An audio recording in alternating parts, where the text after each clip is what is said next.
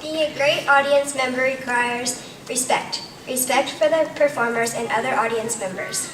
The success of a performance depends in part on the audience members. When you help create a supportive and focused atmosphere, you help create the best experience possible for everyone involved. One of the most basic elements of being a great audience member and one of the most important skills anyone can learn is listening. Remember, everything you do and say has an effect on the performance. When you are watching a live performance, the performers can hear and see you. Please avoid activities such as video games that will distract from the performance. Help the performers give the performance that you deserve by not talking, eating, or drinking during the show. Please make sure that all cell phones and pagers are turned off. If you enjoyed yourself, please feel free to clap at the end of the performance to show your appreciation. Keep in mind, live performance is an entirely unique experience. What you are participating in will never occur the same way twice. Above all, enjoy yourself.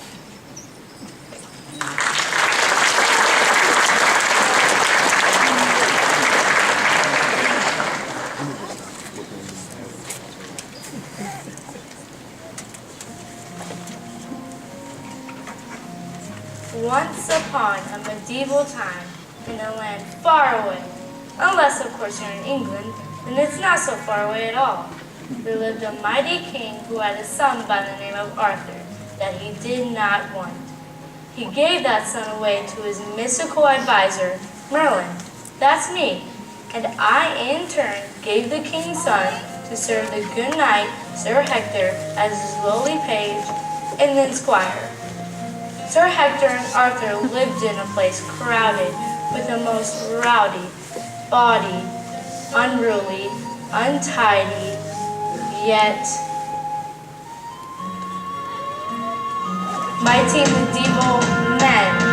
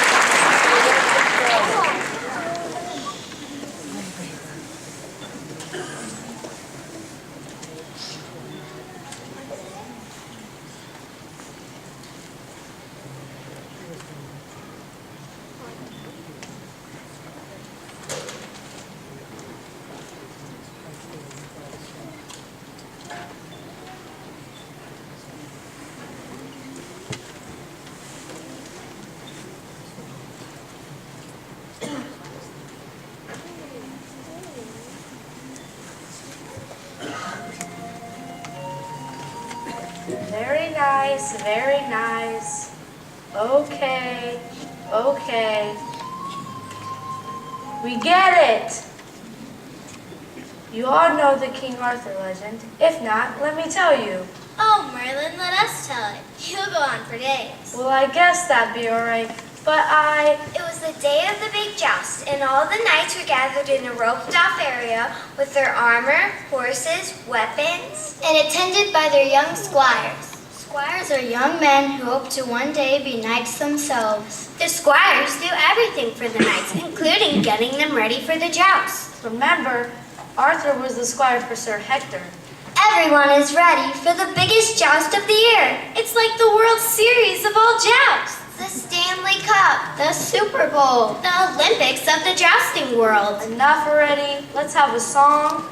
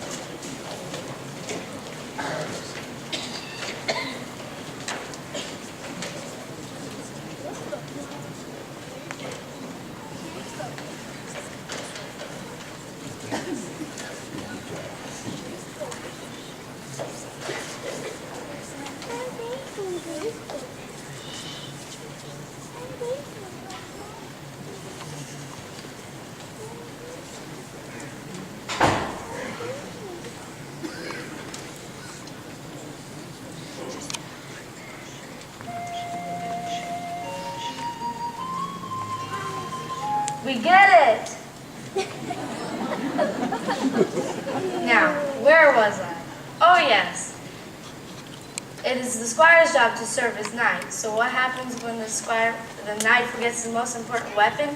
The squire has to get it. Sir Hector forgot his sword at home. Not good for a knight who is on deck at the joust. So Squire Arthur takes off as fast as his squirey legs will take him. He runs to the streets of town, past the castle moat. Past the church and several fine dining establishments.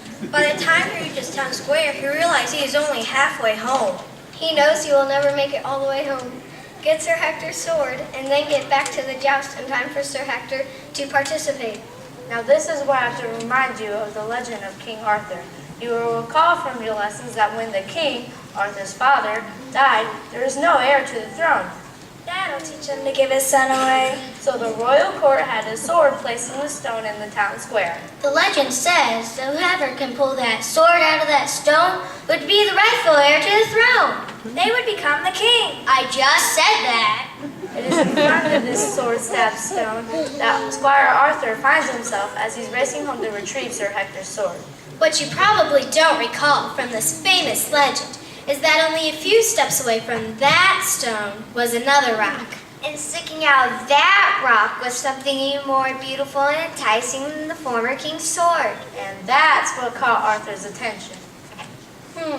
2 stones, each with something interesting protruding from it. I'll have time to choose one and get back to the joust. Well, this one is most certainly a sword and seems the logical choice. But this one is more colorful and seems full of many fantastic possibilities. I'm taking this one. Does this sound at all familiar to you? Well, watch what happens next.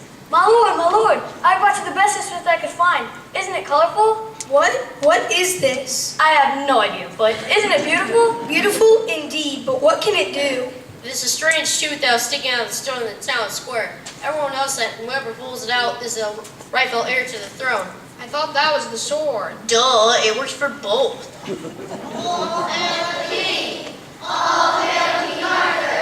Wow, am I really the new king? Can it really be? All right, Your Majesty. Now what will be your first decree? You mean anything? Sure, you're the king. Well then. I decree that from now on in this kingdom, there will be no use for swords or weapons of any sort, except this marvelous, colorful instrument.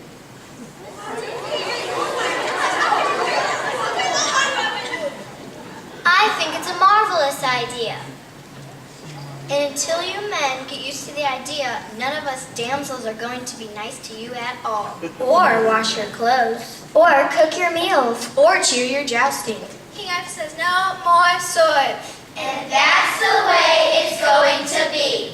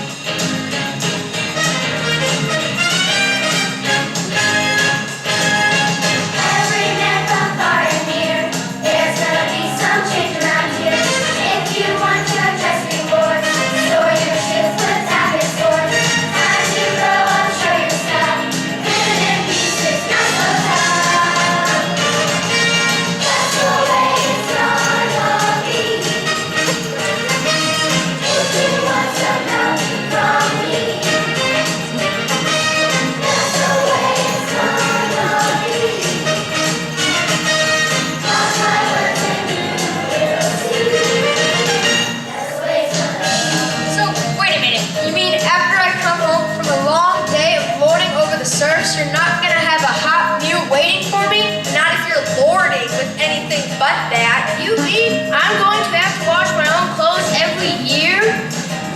They're dirty. I have to milk my own cow from now on, unless you pick up that boom whacker instead of a sword. If you want milk, you can move in. Boom Whacker, what a fantastic name!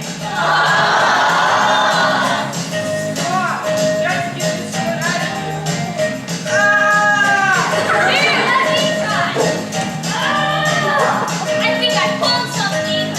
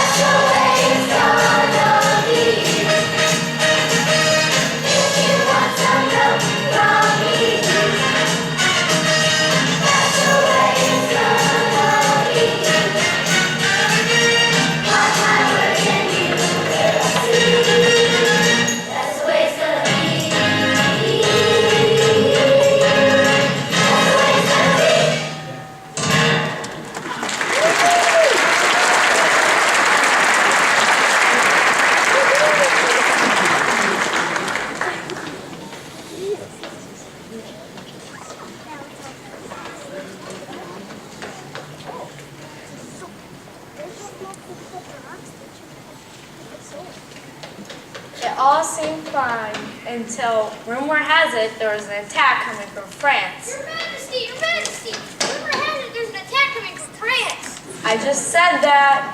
An attack from France? Oh no! And all we have to fight with are these colorful boom whackers. Stop! Silence! We must keep Soundheads who will surely go down defeat. But Your Majesty, what are we to do? I think we should sing a round. I mean, rounds are good. Here, gather around my round table and I'll show you what I mean.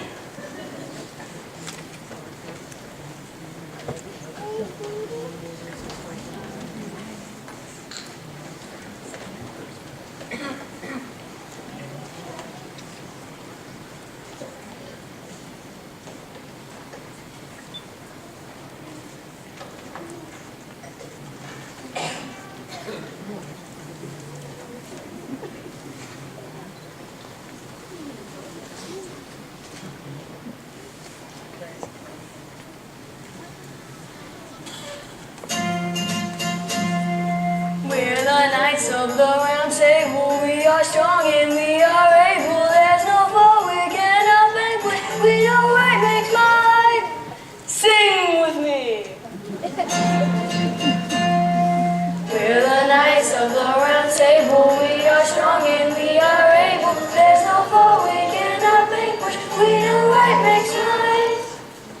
Now are we boys or are we men? Men! Are we men or are we knights? Knights! Are we knights at the round table? Yes, Your Majesty! Then sing, man, sing like the knights you are.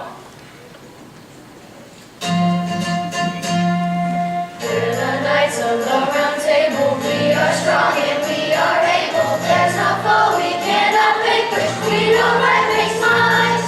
We're the knights of the round table. We are strong and we are able. There's no foe we cannot vanquish. We know right makes might.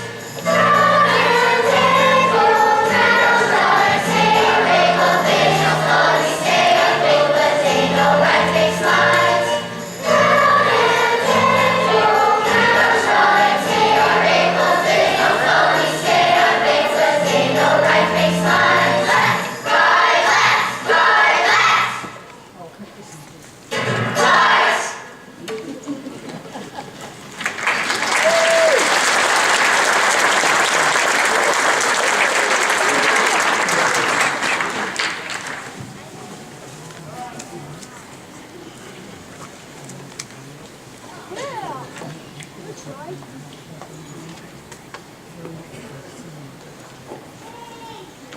There, wasn't that nice? Okay, Your Majesty, we're doing our best, but we still don't know what to do with these things. I know. Let's call in the smartest advisors we know. They'll know what to do. I, naturally, thought the king was referring to me.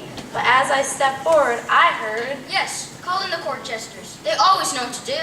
If you can get past their silly jokes and ridiculous songs. Look, I see one now. A fool on the hill. Not just one, a whole cast of them.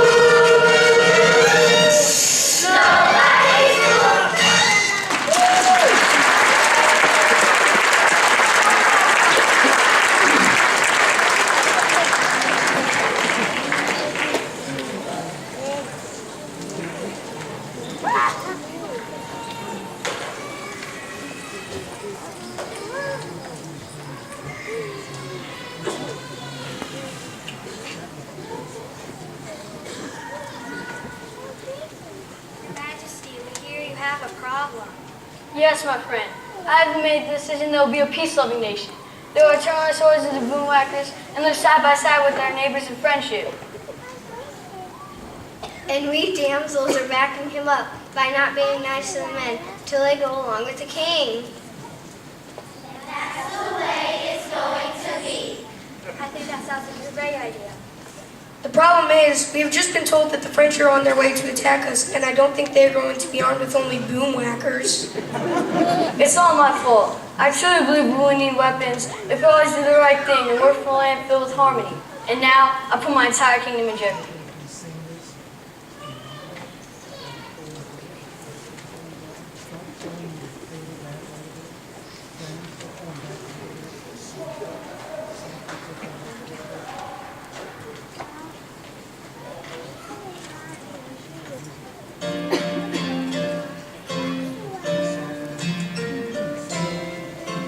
All I ever wanted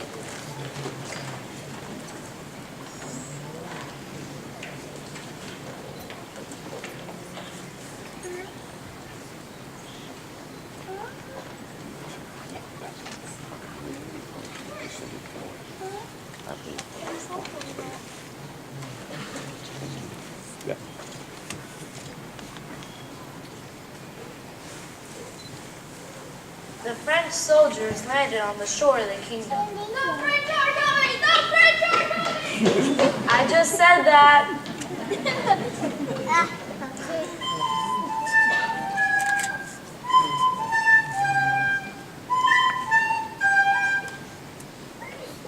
Can this really be? Did you really arrive with only those instruments? Oui, monsieur. There was one of these sticking in a rock in the middle of Paris, and our ladies have insisted that we turn our swords into these, or they will not be nice to us. Or wash your clothes. Or cook your meals. Or to your jousting. So you got your own problems to worry about. They are colorful, though. Well, what are we to do? Think. I have to think. And then something very special began to happen.